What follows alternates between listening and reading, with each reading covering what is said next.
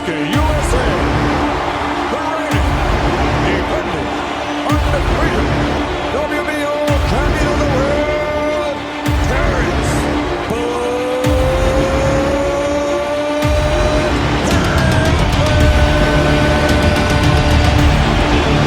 Ladies and gentlemen, please welcome the reigning, the defending, and the undefeated IBF welterweight champion of the world, introducing the true Errol Jr. Ladies and gentlemen, let's get ready to rumble!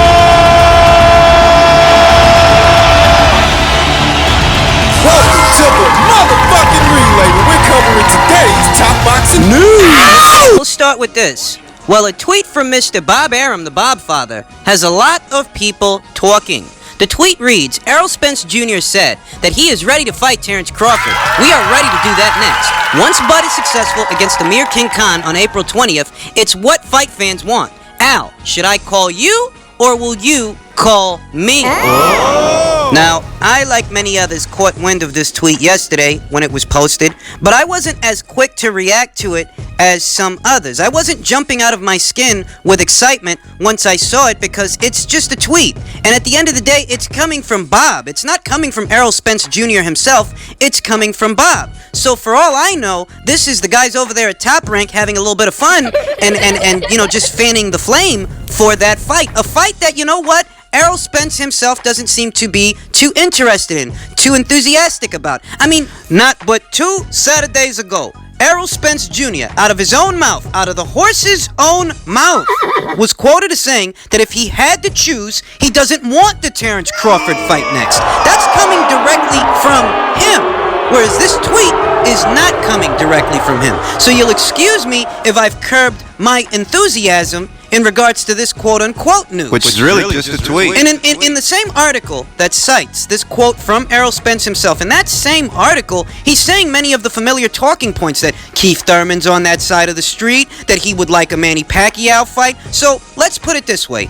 Even though Manny Pacquiao has in some ways made it clear that he's not looking at Spence, there's still Keith Thurman on that side, and there's still Sean Porter on that side. So who's to say that Errol Spence won't continue to wait for those guys to give him the time of day? Because it seems whenever you ask him about a Terrence Crawford fight, it always seems like it's far away. When you ask him, it always seems like, you know, it might happen or it will happen, just not right now. I mean, he likened his fight with Terrence Crawford to Floyd Mayweather's fight with Manny Pacquiao. And we all know how long that fight took to make. So if you're likening this fight to that fight, that means that in your mind, in your mental space, you would also like that duration of time for your fight with Crawford. That, you know what? You'd be willing to wait that long. Because why would you liken one to the other? He's the one doing it. What? Because that fight had cross-promotional and cross-network issues the way your fight has cross-promotional and cross-network issues? Is that why you likened it to it? Did you liken it to it because you feel that,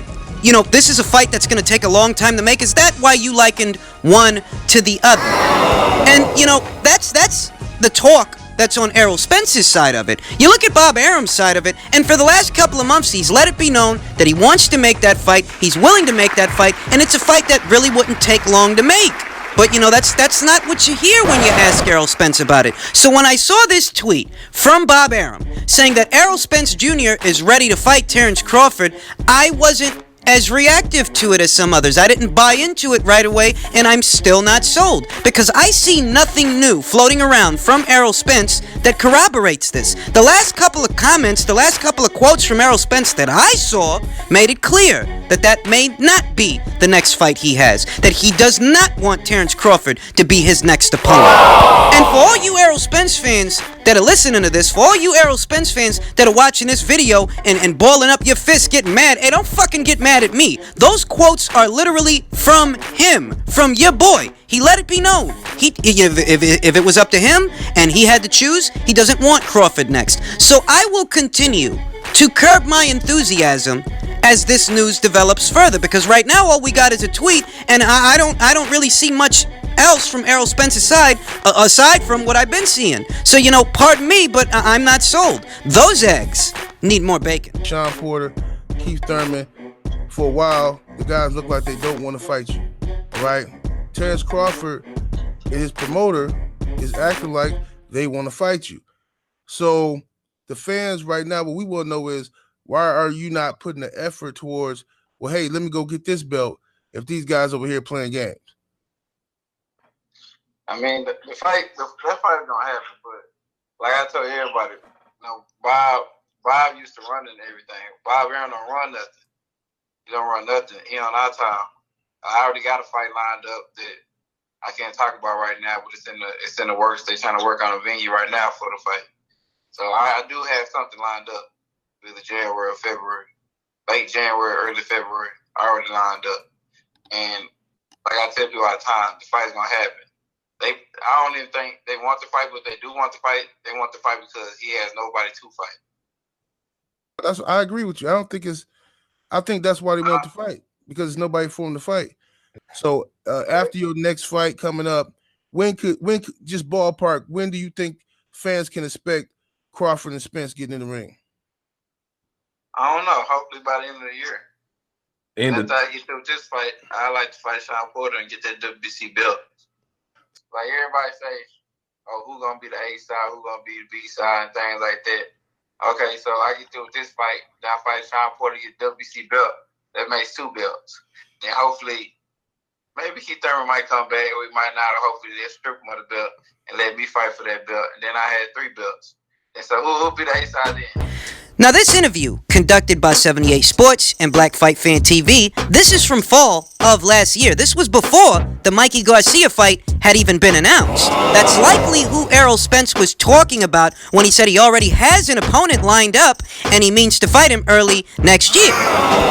And in this interview, Errol Spence made his plan crystal clear, that if he is to approach a Terrence Crawford fight, whenever it does happen, he wants to approach it as the A side. Thus, he's trying to collect belts first. That before it even becomes about Terrence Crawford, it's about Sean Porter and or Keith Thurman. And I don't think that he's deviated from that plan much. I don't think the talk has deviated from that plan much, because you know what? I look at Errol Spence's quotes from this year, and he's still saying the same shit, except now he's adding Manny Pacquiao to the equation. Now, we all know that Pacquiao doesn't seem to be interested in fighting him, so that still leaves the 2 other names, Sean Porter and Keith Thurman. Sean Porter in particular, who, in regards to Sean, there are reports circulating that Sean, all of a sudden, he wants to fight Errol Spence and he wants it to be a pay-per-view. So with those things in mind, one tweet from Bob Arum doesn't convince me that Errol Spence is about to fight Terrence Crawford. One tweet from Bob Arum with no corroborating evidence from Errol Spence that he's changed his tune, that he himself is saying he's changed his tune and he wants to fight Crawford next. Without that, I'm not buying it. The tune hasn't changed much from 2018 into 2019, and I don't see any reason to believe otherwise. Sorry.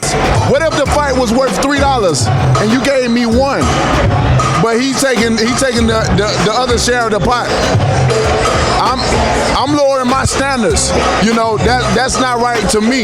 You know what I mean? And like they said, and I'll say it again, the only way this fight is gonna happen, let me tell you, the only way this fight is gonna happen if it's 50-50. I don't care what it is. At this point in time, it ain't even about the belts no more, baby. It ain't. As I said, I'm the most talked about, I'm the hottest fighter in the world right now, and I got 1 belt. And I got 1 belt that means more than any other belts. That's that green belt, that WBC belt, the most precious, the most consistently inconsistent, corrupt. I mean, do you think that they got the moniker We Beat Crooks, an acronym for their name, We Beat Crooks? Do you think they got that name for no reason? Deontay Wilder gives his critics all the ammunition they need to win the war. To win the war in proving that this guy, in spite of his sales pitch, really has no intention of becoming the next undisputed heavyweight champion. The next great American undisputed heavyweight champion. That maybe that is something that Anthony Joshua, maybe that's a goal that he, has for himself and for his people that support him over there in the UK. That maybe that's something that when he went pro, he aspired to. But in the case of Deontay Wilder, no, that's not the case. And he just told you guys that at this point, it's not even about the belts. It's It's about the split. When Deontay Wilder's fans used to tell you that it's not about money, it's about respect, it's about the best fighting the best. Deontay Wilder, well, I mean, not to him. To him, it's about the split. So what do you guys got to say about that? He's saying that he will not lower his standards, as if this man has ever been paid $40 million for a single contest, as if this man has ever made $100 million from 3 professional fights. He's got 40 fights he hasn't fucking made that yet, but apparently accepting what he's been offered from DAZN is lowering his standards. Ladies and gentlemen, that is the mentality of a mentally defeated fighter, of a self-defeating fighter, that before he risks anything against someone who stands a good chance of beating him, he wants a safety net. He wants a certain level of compensation that isn't even realistic anymore. Now, before Wilder's fanboys jump in the comments section with all their butt hurt and all their emotions, because we know that these guys are just as temperamentally unstable, mentally unstable, as Deontay Wilder is, why don't you take a second to think about something, okay? Anthony Joshua already has 3 of the 4 major titles. That's 1. In most eras of boxing, that is enough. That in and of itself is enough to assert yourself as the number 1 guy in the weight class. In every, seriously. So that in and of itself is a strong argument. But 2, this guy has more marquee value than you do. Overall, he's gonna make way more money than you are, fighting Jarrell Miller. He's going to make more money than he's ever made for a single contest fighting Jarrell Miller. He stands to score a career-high payday without you, whereas you're fighting a guy that he already beat. And for what? But you claim you would be lowering your standards by accepting their offer when, hey, dog, you fight for less than what they just offered you on a regular basis. And you're about to fight for way less than that. Because the network that you're on, the network, you say you're a network free agent, but you can't seem to leave that network for some reason. Whatever. The network that you're fighting on, are they going to give you $20 million the way DAZN was going to give you $20 million for that fight? Because if they're not, you've already lowered your standards. You could have raised your standards by taking the offer, but instead you chose to lower them even further. You're fighting for less money than what you were offered. And for what? Deontay Wilder sounds very content just hanging on to that WBC title for as long as he can before he risks it against anyone that actually stands a chance. So what happened to one face, one name, one champion, Deontay Wilder? I'll tell you what happened. It was revealed that it is one name and it is one face, but it's one con man. One con man who wanted people to believe that he was of the same caliber, of the same fabric, cut from the same kind of cloth as, say, I don't know, an Evander Holyfield. A lot of these American heavyweights, they've been endorsing Deontay Wilder's shenanigans, but a historical review of what those guys took, what did they do to get to where they got to? And any of these great American fighters. These guys whose names are going to be remembered in the annals of boxing history. Guys like Floyd Mayweather, who made a sacrifice. He made sacrifices to get the Oscar De La Hoya fight. He didn't try to A-side that guy. He didn't have any delusions of grandeur. He was confident in his abilities as a fighter, that he could win that fight. And that was enough for him to walk into a situation where he doesn't have the leverage. That was enough for him because he is that caliber, or he was that caliber, that grade of a fighter. Whereas Deontay Wilder is no such thing. You're trying to beat this guy in the boardroom before you even walk in the ring. Because when you walk in the ring, you know in the back of your mind, there's a good chance you lose that fight. So you want to try to win in the boardroom and you can't. Thus, you're actually willing to leave that on the table. Leave the undisputed heavyweight championship on the table. Because as Deontay Wilder said, at this point, it's not even about the belts. It's about a 50-50 split. For all you guys that think you're businessmen, how much business sense does it make to give a guy a 50-50 split when you have more belts than he does and you got more marquee value than he does? How much business sense does it make to give a guy 50% of the pot when you don't even need him to score a career-high payday because you're about to score one in your next fight? Deontay Wilder, on a regular basis, just put a mic in front of this guy because he's that big of a jackass. Put a mic in front of the guy and he will expose what his real intentions are and what they've always been, what I've been telling you guys. For Deontay Wilder, it was never about becoming an undisputed champion. It was never asserting yourself as the best in show, the best in the division, the next great American heavyweight. It was never about that. All it was about was, how much money are you guys willing to pay me for my belt? Because that's what he's doing. He is selling his belt. He's using that one belt as leverage against Anthony Joshua, which, it's not the worst thing in the world, but be realistic, bro. That one belt doesn't entitle you to 50%, and you don't got the kind of marquee value to ask for that. But that ain't stopping you, is it? I'll tell you what's stopping the fight, ladies and germs. What I've been telling you is stopping the fight. You guys have been sitting in the comments of different social media groups arguing that you don't think Joshua wants this fight, when Joshua, Eddie Hearn, and now DAZN, which wasn't even in the picture in the beginning. In the beginning, it was just Hearn, Joshua, Wilder, and his team. Now DAZN is in it, and even they couldn't get the fight made, because that's how unrealistic this guy's demands are. You guys have spent something like, a year or close to it, arguing that it's AJ and Hearn that don't want the fight, yet they've spent the last 12 months making offers to this guy. They've spent the last 12 months, from April, when these negotiations first started, till now. They've spent that whole time fighting fights and winning, but continually making offers to this guy. Improved offers to this guy. Offers that he has consistently shot down. So at what point do Wilder's fans ask themselves, do you guys still believe he wants that fight? I mean, didn't you just hear this guy?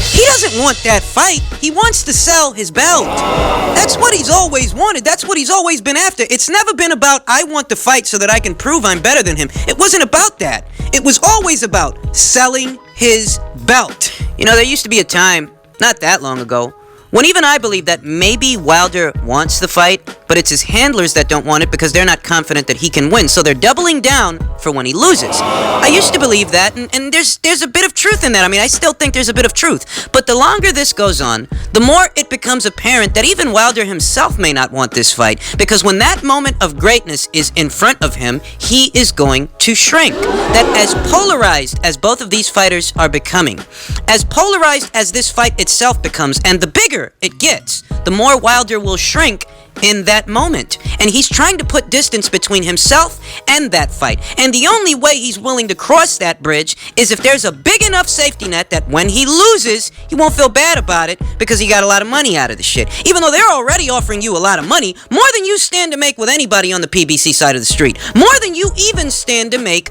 with Tyson Fury. If you do get to fight him again, they're offering you more money than that, and that's not enough? I'm just wondering what Wilder's fans are thinking right now. What are they thinking in their own minds? Because these are the guys that were telling me that it's not about money. It's about respect. It's about legacy. Well, according to Wilder, it's about money, which is what I was telling you guys from April until now. I mean, my thoughts really haven't changed. It's always been about money. It's always been about stalling for more money. So if you're a Wilder fan and you're sitting there mad that the fight isn't happening, you could thank your boy for that. Him and his unrealistic demands.